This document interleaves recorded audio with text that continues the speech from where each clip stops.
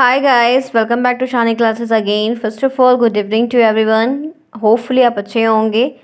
आज इस क्लास में हम यहाँ पर बात करने वाले हैं इंग्लिश के पेपर की। ध्यान रखिएगा कि मैंने आपको इंग्लिश के प्रैक्टिस सेट तो करवाए हैं बट कभी पेपर नहीं करवाया अभी तक फ़िलहाल में।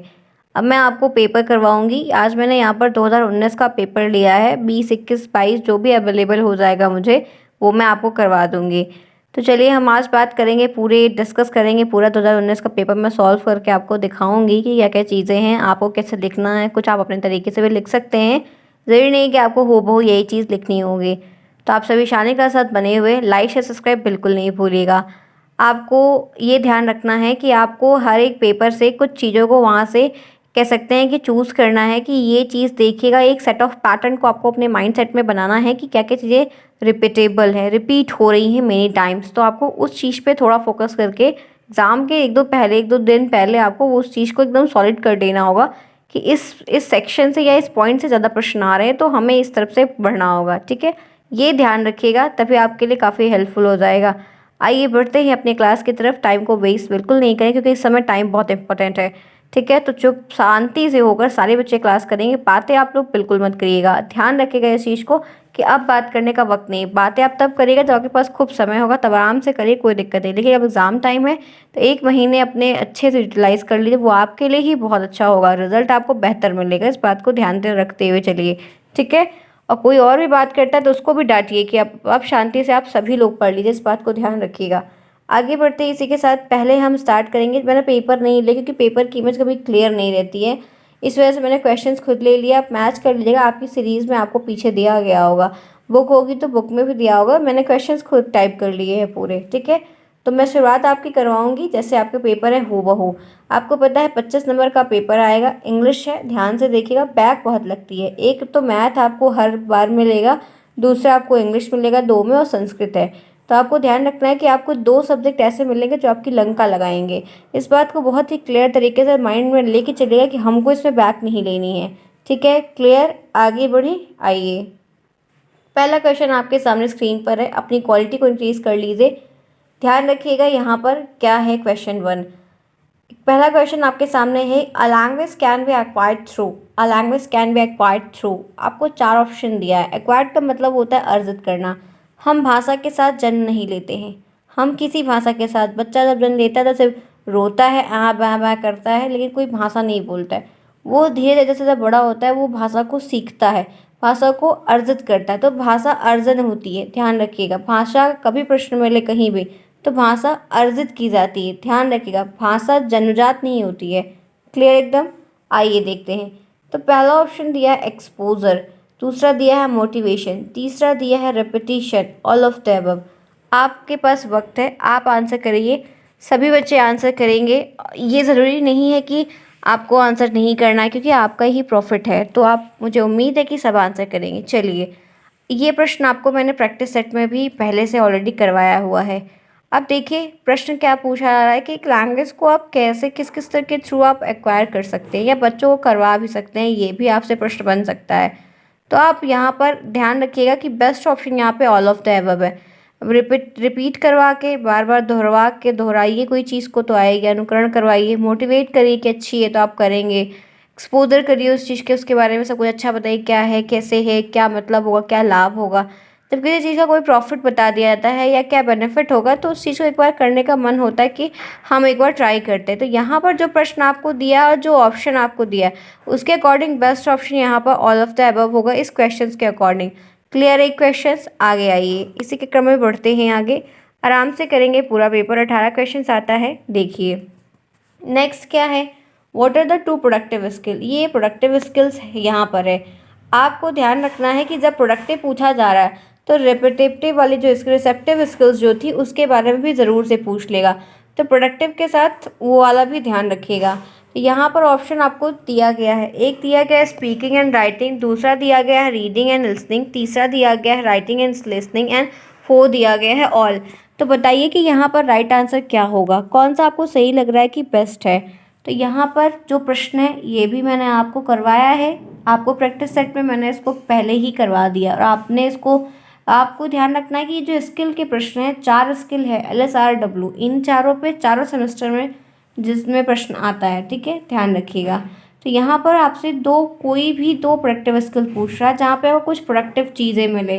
दैट मीन ऑप्शंस के अकॉर्डिंग और जो क्वेश्चंस दिया गया है उसके लिए स्पीकिंग एंड राइटिंग एक ऐसी दो स्किल्स है जिसमें आपको कुछ प्रोडक्टिवली चीज़ें फाइंड होती हैं, मतलब फाउंड होती हैं, ठीक है।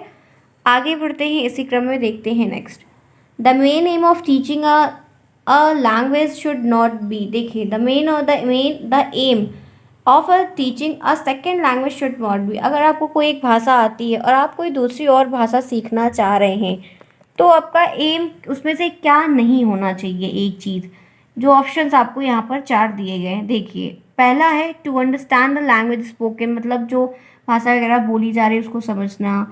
To read the language with comprehension के साथ पढ़ना उसको। To forget the mother tongue and to write the language correctly. अगर आपको एक भाषा आती है तो इसका मतलब ये थोड़ी ना होता है कि आप अगर दूसरी भाषा को एक्वायर करना चाहते हैं तो आप पहली वाली को भूल जाइए। क्या ये सही वे है? Is it good? No. Simply एक सिंपल सा आंसर है नहीं। अगर आपको कोई एक कैरेक्टरिस्टिक आपको अंदर अच्छी आती है और आप दूसरी को सीख रहे हैं तो क्या आप पहली वाली भूल जाएंगे? क्या ये गुड वे में है? नहीं, आपको दोनों को लेकर चलना होगा। तो यहाँ पर जो ऑप्शन है और जो क्वेश्चन है उसके अकॉर्डिंग यही गलत है, सी वाला, to forget the mother tongue, क्योंकि यहाँ पर दिया गया है शुड नॉट बी। तो मतलब ये है कि अगर हम कोई सेकेंड लैंग्वेज को सीख रहे हैं तो इसका ये मतलब नहीं कि पहली लैंग्वेज की जो मदर टंग हमारी है उसको हम भूल जाएं। क्लियर? तो ये आपका 3 क्वेश्चन हो गया। कोई प्रॉब्लम है? ध्यान रखिएगा फ्रेंड्स, कमेंट बॉक्स में ज़रूर बताइएगा, हम पूरी कोशिश करेंगे कि उस चीज़ को हम रिजॉल्व कर दें, ठीक है। आगे आइए, चलिए अब देखते हैं नेक्स्ट। 5 आपको ऑब्जेक्टिव आएगा। 4th ऑब्जेक्टिव है which composition provide student for free thinking. आप एक खुली सोच के लिए स्वतंत्र सोच या कल्पना जगत कह सकते हैं प्रकार से सोच के लिए आप क्या प्रोवाइड करेंगे, क्या बेस्ट रहेगा जैसे बच्चे खुद से सोच सकें। Guided composition, writing composition, oral composition, free composition. Which composition provide student for free thinking. तो यहाँ पर जो ऑप्शंस आपको दिया गया है दैट मीन ये मान के चलना कि बेस्ट क्या है, क्या सुटेबल लग रहा है, क्या सही लग रहा है, बताइए। 4th में आपको क्या सही लग रहा है? Which composition provide student for free thinking. तो आपको बताना चाहती हूँ कि एक प्रकार से ये समझना है कि guided composition best option, because आप जैसे कि कोई चीज़ फ्री थिंकिंग तभी कर सकते हैं जब आप खुद या तो बहुत मैच्योर हो, नहीं तो अगर कोई छोटा बच्चा है वो चीज़ों को सीख रहा है तो उसको गाइड किया जाएगा, ठीक है, गाइड करोगे आप, फिर वो अपने आप से दिमाग दौड़ाएगा। आप जैसे होता है ना कि कभी कोई चीज़ फंसती तो आप कहते थे थोड़ा हिंट दो या क्लू दो कुछ तो हम कर ले जाएंगे। ट्रेजर हंट का जो गेम होता है वाकई में बहुत अच्छा होता है। इफ़ यू कभी आपने मतलब देखा होगा, पिक्चरों में तो आपने देखा होगा बट आपने कभी प्ले किया खेला होगा तो सच में बहुत बढ़िया गेम होता है ट्रेजर हंट, ठीक है। इस तरीके से कह सकते हैं कि आपको यहाँ ध्यान रखना है कि जब आप बच्चों को गाइड करेंगे, कुछ हिंट दे देंगे, क्लूज दे देंगे, तो फिर उसके ऊपर ऊपर उनको वो आप एक चांस देंगे, मौका देंगे कि वो उस चीज़ पे एनालिसिस करें और चीज़ों को अच्छे से लर्न करें या सोच पाएँ कि हमें इस पे क्या करना चाहिए। तो गाइडेड कंपोजिशन जो है जिस ऑप्शंस में है यहाँ पर बेस्ट है ए ऑप्शन। आगे आइए next. Objective of teaching poetry. जब ये पोएम वगैरह पढ़ी जाती है तो पढ़वाया जाता है, मतलब तो इसके पीछे का ऑब्जेक्टिव क्या होता है? इन्जॉयमेंट के लिए, कंप्रीहेंशन के लिए, अप्रिसिएशन के लिए, ऑल ऑफ देम। आप ऐसे पोएम पढ़ते हो या स्टोरी पढ़ते हो, ऐसे पढ़ते हो तो बेस्ट, सबसे बेस्ट स्टोरी भी लगती है, ऐसा नहीं कि लिटरेचर ख़राब होता है, बट ये कि पोएट्री का सेक्शन अपने आप में यूनिक होता है और छोटे बच्चों के लिए कुछ ज़्यादा ही अच्छा होता है, दैट मीन छोटे क्लासेस के लिए। तो यहाँ पर क्या ऑप्शन सही होगा, क्या सही लग रहा है आपको? तो जो ऑप्शन है और क्वेश्चन के हिसाब से ऑल ऑफ द दीज ऊपर के सब बेस्ट है, सही है। इन्जॉयमेंट के लिए भी, सीखने के लिए भी, अप्रिशिएशन के लिए भी सब बढ़िया है। तो आपके ऑब्जेक्टिव होते हैं यहीं पर ओवर। ओके, मुझे होपफुली समझ में ये ध्यान में है कि आपको वही चीज़ें बतानी है अब 1 महीने के अंदर, जो ऐसी ऐसी डोजेस देनी है मुझे जो बहुत इंपॉर्टेंट हो, ठीक है, आपके एग्ज़ाम के लिए हेल्पफुल हो जाए, आपके एग्ज़ाम में टू द पॉइंट क्लिक करें और आप वहाँ पर करके आएँ, ठीक है, ध्यान रखिएगा। तो आपका 5 क्वेश्चन आपको तैयार करवाया, अब 5 आप नहीं भूलेंगे ना, तो मतलब 5 नंबर डन हो गए ना, 5 नंबर हमारे पक्के तैयार हो गए ना। क्वेश्चंस करने का एक बेनिफिट होता है कि अगर हमारे सामने वो क्वेश्चन दोबारा आए तो हम उसको गलती ना करें, इतनी कैपेबिलिटी के साथ समझते हुए चलिएगा, ठीक है। अब अपने समय को ध्यान से देखिए। अब बारी है वेरी शॉर्ट की, जो कि 1 नंबर का है। आपको जानकारी इस बात की है कि क्या कैसे आता है, ठीक है। आइए, अब देखते हैं कि 5 क्वेश्चन हमने कर लिया, बारी है 6 क्वेश्चंस की। हमें ये क्वेश्चन क्या कह रहा है इसको समझेंगे। Change the following into passive voice. ठीक है, हमको पैसिव वॉइस में एक्टिव वॉइस पैसिव वॉइस मैंने पढ़ाया है, एग्जाम्पल्स भी दिए हैं और टेलीग्राम पर बहुत सारी एक्सरसाइज भी दी थी, एक पूरे पीडीएफ मैंने दिया हुआ था। तो ध्यान रखिएगा, लगाइए आप लोग, ज़रूर से ज़रूर लगाइए। छोटे छोटे लगाइए, वो बड़े वाले मत लगाइए। बहुत सारे रूल्स हैं लेकिन छोटे छोटे जो ऊपर ऊपर के रूल हैं उनको ज़रूर लगाइए।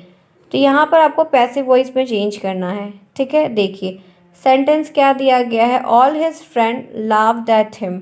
इसको पैसिव में चेंज करना है। ध्यान रखना है कि हमेशा हम क्लियर तरीके से आप समझेंगे तभी। ऑब्जेक्ट को सब्जेक्ट, सब्जेक्ट को ऑब्जेक्ट बनाते हैं, बहुत क्लियर तरीके से समझिएगा। और वर्ब की फॉर्म में कुछ कुछ चेंजेस करते हैं जहाँ पर हमको करना होता है। अगर हम सेंटेंस को पहचान लेते हैं किस टाइप का है तो वहाँ पर कहीं कहीं नहीं भी करना पड़ता है। जरूरी नहीं कि आपको सब में करना, लेकिन सब्जेक्ट को ऑब्जेक्ट, ऑब्जेक्ट को सब्जेक्ट हर एक सेंटेंस में बनाना होता है, वो चाहे किसी भी टेंस का हो।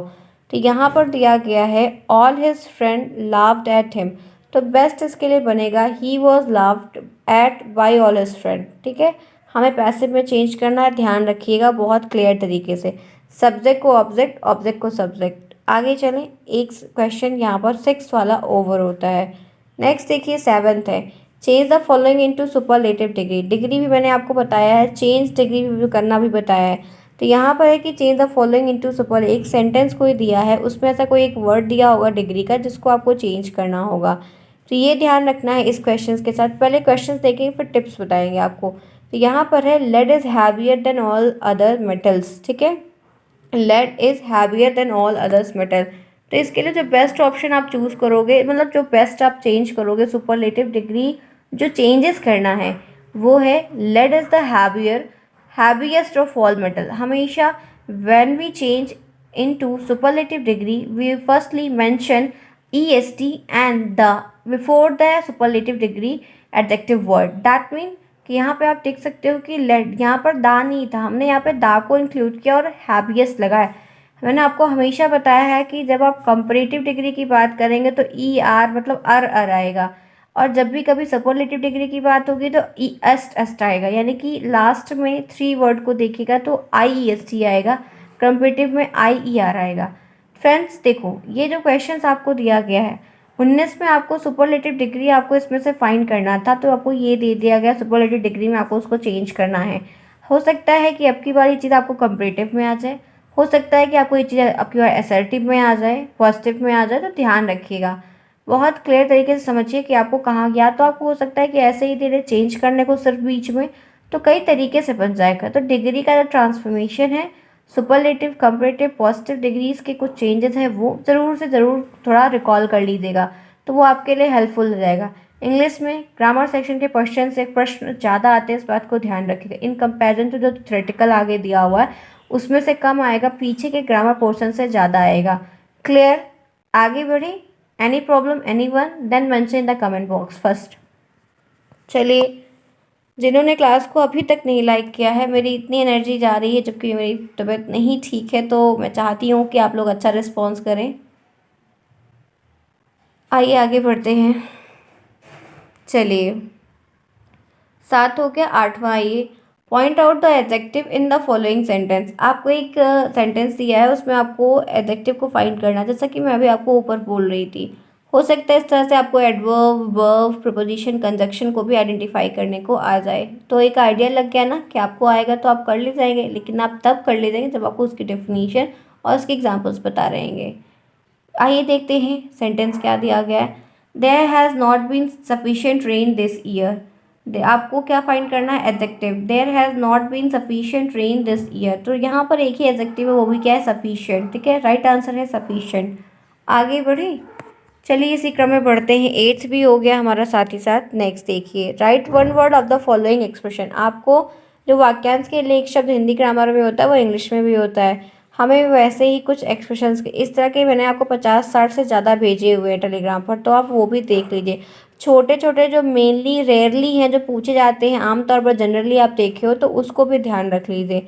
यहाँ पर पूछा गया है one who knows many language, एक ऐसा व्यक्ति जो बहुत सारी लैंग्वेज को जानता है, उसको कहते हैं पॉलीगॉट। क्या कहते हैं, पॉलीग्लॉट। ध्यान रखिएगा, गलती मत करिएगा। ठीक है, आगे आए, चलिए फिर यहाँ पर है कंप्लीट द फॉलोइंग सेंटेंस। आपको एक सेंटेंस दिया गया है, आपको फिल इन द ब्लैंक्स यहाँ पर डैश डैश जो है उसमें कुछ एक सेंटेंस भरना है, मतलब इसको पूरा कंप्लीट करना है। तो ध्यान रखना है कि आपको यहाँ पर आपको ये चीज़ चेक करनी होगी जब तक आपको यहाँ पे ये ना दिखा रहा है कि प्रपोजिशन फिल करना है, कंजक्शन फिल करना है या क्या फिल करना है। तो पहले आप पढ़िए सेंटेंस को, उसके बाद एनालिसिस करिए कि क्या फिल होगा जो ये करेक्ट बन जाएगा।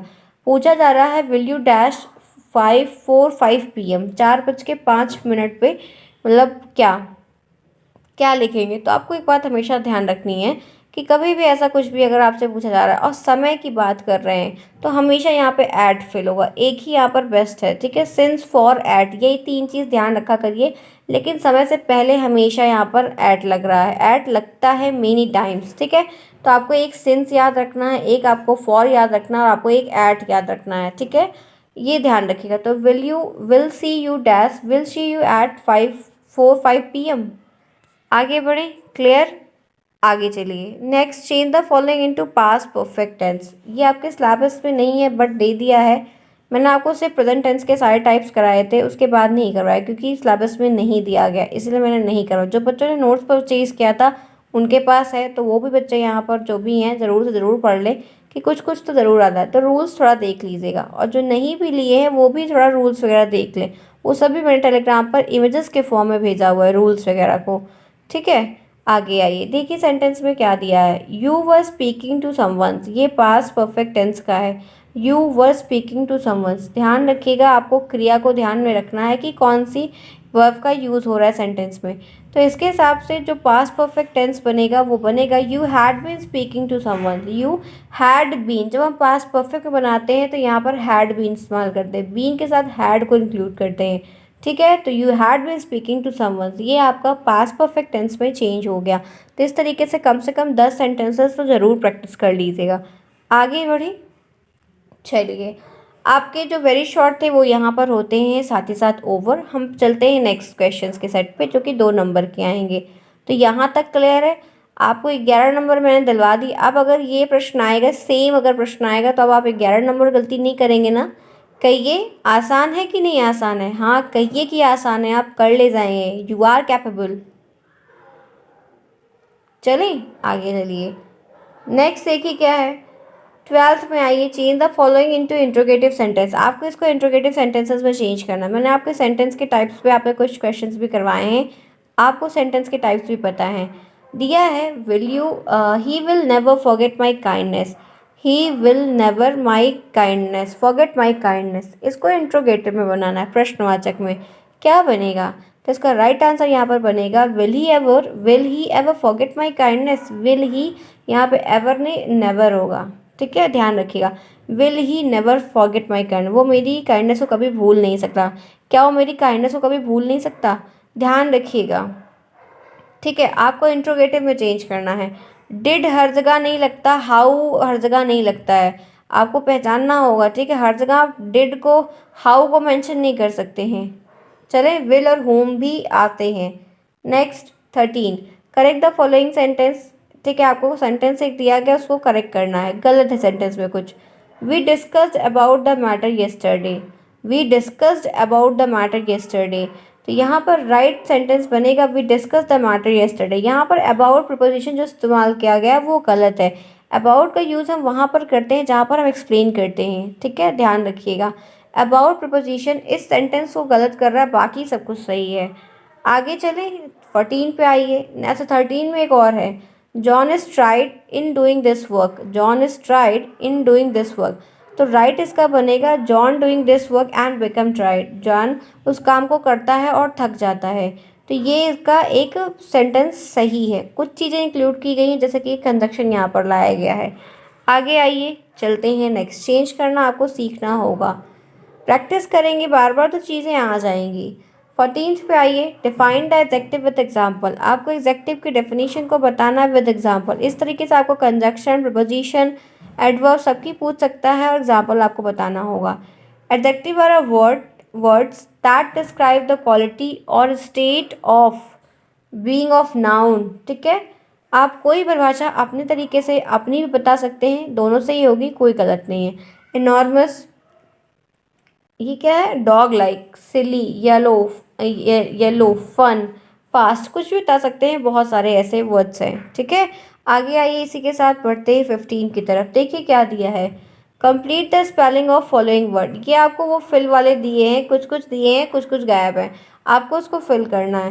मैं आपको एक ही बताऊंगी, आपको करना होगा। तो मैं आपको यहाँ पर बिलीव बता रही हूँ, जो कोई क्या होता है, BELIEVE, यही होती है स्पेलिंग। तो यहाँ पर तो ये सही हो जाएगा, बट ये वाला आपको बताना, ये आपके लिए टास्क है। आप सभी बच्चे, ईच एंड एवरीवन, आप मुझे कमेंट बॉक्स में बताएंगे कि जो सेकंड वाला ये यहाँ पर है 15 का बी, लिखिएगा मैम 15 का बी दिस, तो ये यहाँ पर क्या फिल होगा ये आपको बताना है। चलें आगे, आइए नेक्स्ट पढ़ते हैं। एनी प्रॉब्लम एनीवन, बताइएगा मुझे कमेंट बॉक्स में ज़रूर।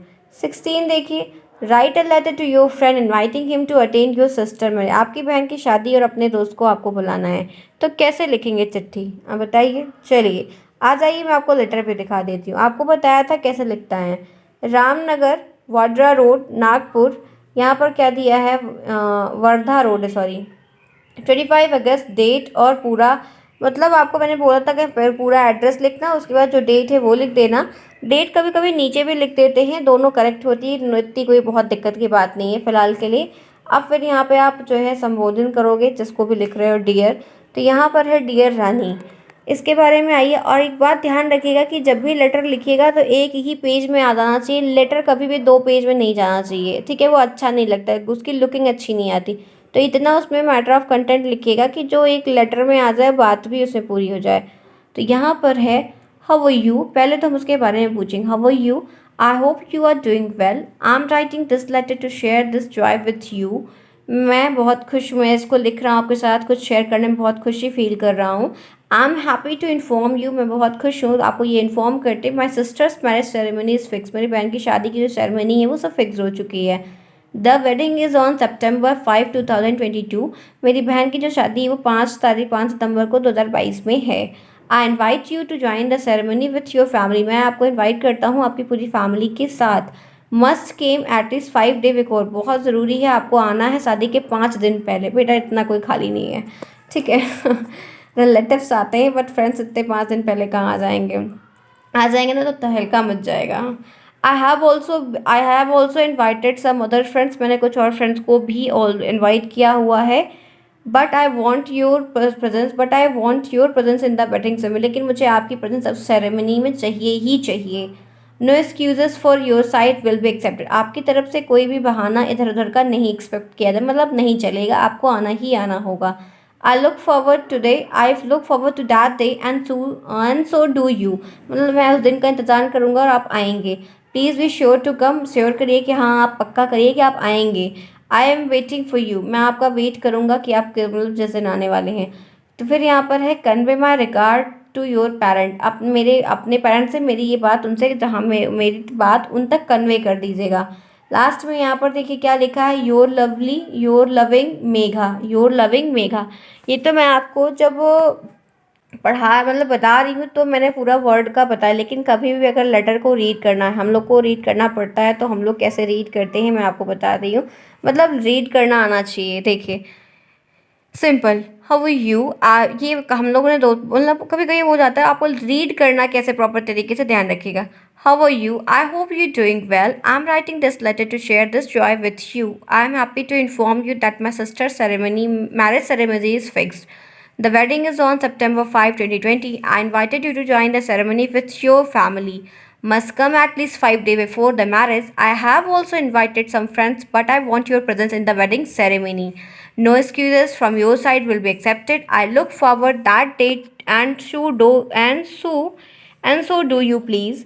Be sure to come. I am inviting for you to come. मतलब आपको एक जो जैसे पढ़ने का भी एक सेंस लगाना है कि प्रॉपर तरीके से पढ़ना है। लेटर काफ़ी फास्ट भी पढ़ा जाता है, क्योंकि जब वो पैराग्राफ के फॉर्म में रहता है तब उसमें आप कुछ डिले करोगे ना, अदरवाइज़ फटाफट पढ़ना होता है, और एक प्रॉपर मैनर में इधर उधर लाइन ना जाए, वो भी एक प्रॉपर तरीके से सेट ऑफ पैटर्न में लिखा जाता है। तो ये एक पूरा लेटर जो मैंने आपको बता दिया। आगे बढ़ते हैं, चलिए 17 देखिए, change the following into indirect speech, ये भी मैंने आपको पढ़ाया, एग्जांपल्स भी करवाए हैं। अब यहाँ पर दिया है he said I am hangry, तो इसका राइट इनडायरेक्ट जो बनेगा वो ये बनेगा, he said that he was hangry, he said that he was hungry. ठीक है, क्लियर। आगे आइए, एक और दिया गया है Raju Seth Ramesh has been eating food. तो यहाँ पर इसका इंडायरेक्ट बनेगा Ramesh is eating food Raju Seth. Clear, ध्यान रखिएगा, गलती मत करिएगा, पहचानने की कोशिश करिए। क्लासेस बनी हुई है इसकी, प्लेलिस्ट में देखेंगे तो आपको पूरी डिटेल मिलेगी विथ रूल एंड रेगुलेशंस। आइए बढ़ते हैं नेक्स्ट पे। Right 4 sentences of any of the following topic. 2 topic आपको दिया है, किसी के ऊपर 4-5 लाइनें लिखनी है, मतलब एक पैराग्राफ कह सकते हैं। पॉपुलेशन पे या द वैल्यू ऑफ हेल्थ पे। तो मैंने आपको एक ही यहाँ पर बताना है आज, ठीक है, ध्यान रखिएगा। एक आपको खुद भी लिखना होगा। मैं हेल्थ पे थोड़ा सा बता देती हूँ, ध्यान रखिएगा। देखिए, health is a state of complete physical mental social wellbeing. ठीक है, ये एक ऐसी अवस्था होती है जो आपको फिजिकली, मानसिक और सोशली जो है फिट रखती है। For a healthy life cycle, एक अच्छी लाइफ साइकिल जो हेल्दी तरीके से, उसके लिए person need to have a balance diet, proper खाना पीने का देखना होगा, and has to regular exercise, और एक्सरसाइज भी आपको प्रॉपर तरीके से करनी होगी, ठीक है, वरना बीमारियों से ग्रस्त हो जाएंगे। One of most also leave in a proper shelter, और ढंग से साफ सुथरे स्थान पर आपको रहना भी होगा। टू टेक इनफ स्लीप, और प्रॉपर तरीके से आपको 6-7 घंटे की नींद भी लेनी होगी। And have a good hygienic habit, और अपने स्वास्थ्य का पूरे तरीके से ध्यान रखना होगा, हैंड वॉश करना होगा प्रॉपर टाइम पर, सब कुछ करना होगा, ठीक है, क्योंकि हाथों से बहुत गंदगी आती है। क्योंकि हमारी आदत होती है कि हम अपने हाथ को, अगर आप साफ़ नहीं करेंगे तो अक्सर आप अपने हाथ से अपने बाल को और अपने मुंह को टच करते रहते हैं। हमेशा अपने मुंह को अपने हाथों से नहीं टच करना चाहिए, ठीक है, तो वो बहुत गंदी हैबिट भी होती है। नेक्स्ट यहाँ पर है, having good health is directly related to leading a productive life. आपकी जो गुड हेल्थ है वो आपको बहुत अफेक्ट कर जाएगी, आपकी प्रोडक्टिव लाइफ को ख़राब कर सकती है अगर आप हेल्दी डाइट को नहीं फॉलो करेंगे, रेगुलर एक्सरसाइज नहीं करेंगे, काफ़ी कुछ। क्योंकि जिसके पास, ये सोचिए कि आपके पास हेल्थ नहीं है तो कुछ नहीं है। कहा गया, एक कोट कही गई, हेल्थ इज़ वेल्थ, कहा गया कि नहीं। हेल्थ अगर नहीं है तो कुछ नहीं। बहुत बड़ा अमीर हो जाए इंसान और उसका स्वास्थ्य ही ना, जैसे आप देख सकते हैं अभी किसकी डेथ हुई थी, मैं नाम भूल रही हूँ, नाम मैं भूल रही हूँ, मुझे नाम नहीं याद आ रहा है। उनके क्या नाम था, मुझे नाम नहीं याद आ रहा है, बिल्कुल भी नाम नहीं याद आ रहा है। उन्हें बिग बुल कहा जाता है, शेयर मार्केट का बिग बुल कहा जाता है उनको। गुजरात के थे वो, मुझे उनका बिल्कुल भी नाम नहीं याद आ रहा है इस समय। तो क्योंकि बिग बुल से बहुत फेमस है, मैं उतना नहीं शेयर मार्केट में इन्वॉल्व हूँ, थोड़ा बहुत ही इन्वॉल्व हूँ, तो लेकिन ये है कि वो जो नाम नाम मैं भूल रही हूँ, लेकिन इतना इतना अपार पैसा है उनके पास, इतना अपार पैसा है, लेकिन उनकी डेथ जो है 65 में हो गई है, वो भी हार्ट अटैक से। क्योंकि पैसा होने से ये आशा शुरू, उतना ही दारू पीना और उतना ही जो है सब कुछ उल्टा सीधा खाना पीना, तो जिसकी वजह से वो भी सब खराब हो गया, तो उनका बॉडी का ऑर्गन भी, और हार्ट अटैक से उनकी डेथ हो गई। तो ध्यान रखना है, इसीलिए ये बात कहती हूँ कि कितना भी कुछ हो जाए, लेकिन जब स्वास्थ्य पे आप ध्यान नहीं दोगे तो फिर बेकार है, इतना कमाना व्यर्थ है अगर आप अपनी हेल्थ पे नहीं ध्यान दोगे। तो ऐसे बहुत सारे फैक्टर्स हैं जो आप प्रॉपर तरीके से लिख सकते हैं। तो फ्रेंड्स, ये रही आपकी एक आधे घंटे की क्लास लगभग मैंने आपको दी यहाँ पर। होपफुली आपका 2019 का पेपर मैंने प्रॉपर तरीके से सॉल्व कराया है, प्रॉब्लम नहीं होगी, PDF आपको मिल जाएगा, परेशान नहीं होइएगा। 2019 का पेपर करवा दें, इस तरीके से सारे पेपर्स मैं आपको इंग्लिश के करवाऊँगी। तो फ्रेंड्स, आपकी क्लास होती है आज की यहीं तक इनफ। अगर कोई प्रॉब्लम होगी, दिक्कत होगी, कुछ गलत हुआ होगा तो कमेंट बॉक्स में ज़रूर बताइएगा। कुछ गलत हुआ होगा तो अपनी तरफ से भी सुधारने का प्रयास करिएगा। हम मिलेंगे नेक्स्ट टॉपिक के साथ, काफ़ी सारी बातें भी करेंगे, कुछ चीज़ें ऐसे और रिलेटेड पढ़ेंगे जो आपके एग्ज़ाम से रिलेटेड ही सब कुछ रहेगा, जो काफ़ी हेल्प करेगा, क्योंकि एग्ज़ाम आपका नज़दीक है। जिन्होंने क्लास को अभी तक नहीं लाइक किया, ज़रूर से ज़रूर क्लास को लाइक कर दें। मिलते हैं फिर नए टॉपिक के साथ, तब तक के लिए take care and thanks for watching to your, bye, see you soon friends, bye bye.